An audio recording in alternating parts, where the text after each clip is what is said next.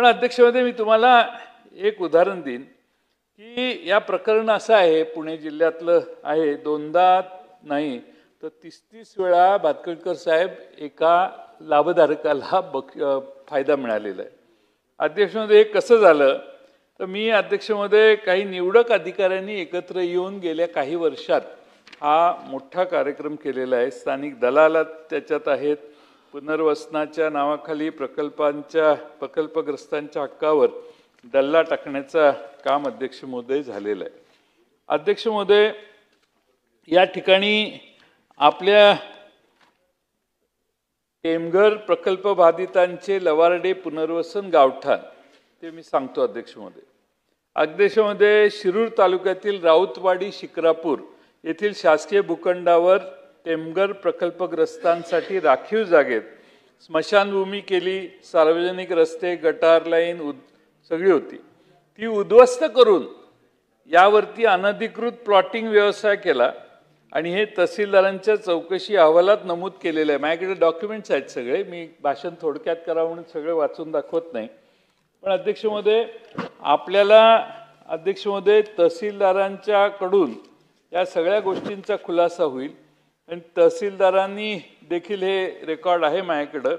आणि अध्यक्ष महोदय, लवारडे पुनर्वसन गावठाण, राऊतवाडी शिक्रापूर या गावठाणातील स्मशानभूमी, सार्वजनिक शौचालय, गटार लाईन, सार्वजनिक रस्ते इत्यादी उद्ध्वस्त करून प्लॉटिंग केल्याबाबत दोषींवर तात्काळ गुन्हे दाखल करण्याबाबत उपजिल्हाधिकारी पुनर्वसन पुणे यांनी उपविभागीय अधिकारी पुणे शहर शिरूर यांना पत्रच पाठवलेलं आहे. ते सगळे माझ्याकडे रेकॉर्ड आहे. त्यात वेळ घालवणं योग्य नाही. पण माझ्याकडं त्याच्यासाठी फोटो देखील आहेत त्या संदर्भातले की त्या ठिकाणी अध्यक्ष महोदय स्मशानभूमी आणि शेड आहे ते सगळं काढून आता खाली प्लॉट बांधण्याचं काम प्लॉटिंग दिसतंय.